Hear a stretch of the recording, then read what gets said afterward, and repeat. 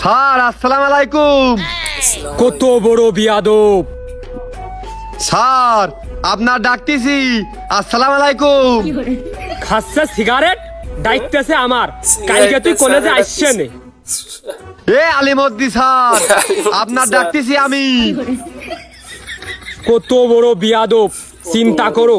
হাড়ু করছে আবার নাম ধরেও ডাকতেছে। তুই কাল কলেজে আসছে নে। স্যার, এ আলিমদ্দি স্যার, আপনার মনে তো অহংকার কে? আপনার আমি ডাকতিন নে, এটা গুরুত্বপূর্ণ দরকার। এ স্যার, এ স্যার। আর তো পারা গেল না। আজকে ওর একদিন নাই আমার একদিন। স্যার এটা দিকে আসেন। এই কি হয়েছে? স্যার, আপনার মনে তো অহংকার কে? আপনার আমি সেকন্ড ধরে ডাকতিস নে, সালাম দিলাম, উত্তর দিলেন না। কত বড় হেয়া লজ্জাবিহীন, চিন্তা করো। ও স্যারের সামনে খাচ্ছে বিড়ি, সম্মান দিচ্ছে না।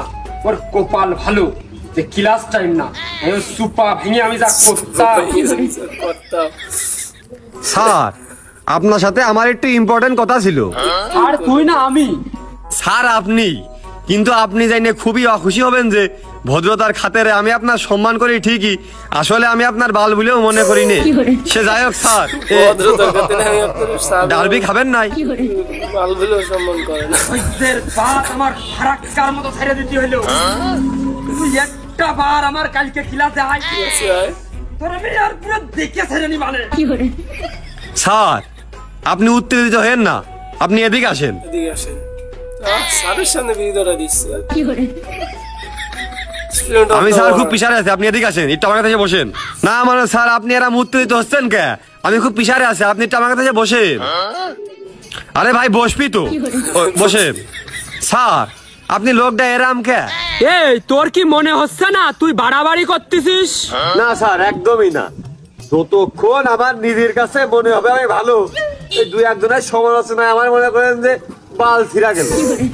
তুই তো আমার হার্ট অ্যাটাক করে ছাড়বেন রে। এই কি হয়েছে তুই মনের কথা খুলে কর। বলছি স্যার, আপনাদের অকালে চুল পড়ে গেছে, এটা কেটে পড়েছে আপনি জানেন? চুল পড়া জিনিস পড়তেই পারে না স্যার, তাহলে সবারই পড়তো, সবাই তো পড়ে না। স্যার, এই যে আপনার অকালে ডায়াবেটিস ধরা পড়েছে, সকালবেলা ওই যে জুতো মুতো পড়ে গেঞ্জি বেঞ্জি পড়ে দৌড়াদৌড়ি করেন, এই ডায়াবেটিস কেটে আপনার জানেন? খাওয়া দাওয়ার একটু অনিয়ম হয়েছে, সেই জন্যই। এ রোগ তো অনেকেরই হয়। অনেকের হয়, সবাই তো আর হয় না, কথা বলেননি?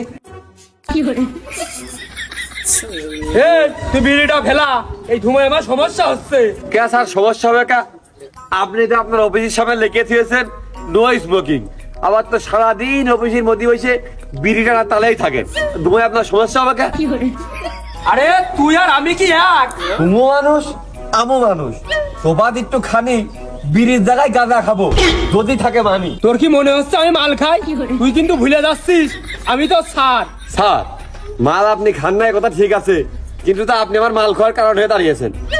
স্যার, এখান দেখেন পিছন থেকে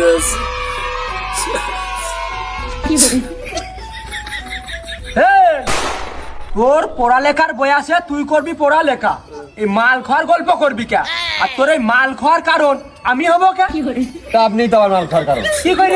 আমি যে প্রেম আর খুব ভালোবাসি সে কথা কিন্তু আপনি ভালো করে জানেন।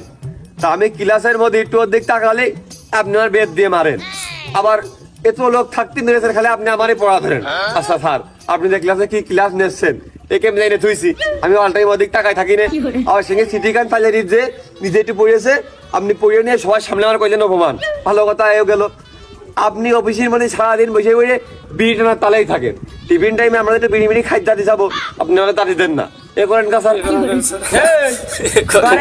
পড়াশোনার টাইম, ওই বিড়ি খাওয়া মেয়ে মানুষের সাথে প্রীতি করার টাইম না। স্যার, প্রথম কথা হচ্ছে বিড়ি তো আপনিও খান, যে কাজ নিধি করেন সে কাজ আর এক মানুষ কি করতে নিষেধ করেন। আর দ্বিতীয় কথা, সাইনা ম্যাডামের দিক যে আপনি এঙ্গেলে তাকান, ও গল্প আমরা জানি। তুই কথা কিন্তু মুখ সামলে কোস, আমি তো স্যার, সে কিন্তু তোর ম্যাডাম। তে আমু তো আপনার ছাত্র, প্রেমে আপনার ছাত্রী, আমাদের সাথে আরাম করেন কে? তুই কিন্তু আমার মান ইজ্জত একেবারে অবনতি ঘটাই দিচ্ছিস। তোর কিন্তু আমি দেখে ছেড়ে নিবানে, একবারে টিসি দিয়ে দিবানে। স্যার, উত্তেজিত হেন না, ওই একটা রাস্তায় মেরে ফেলে দেন। তোর দেখে ছেড়ে নিবানে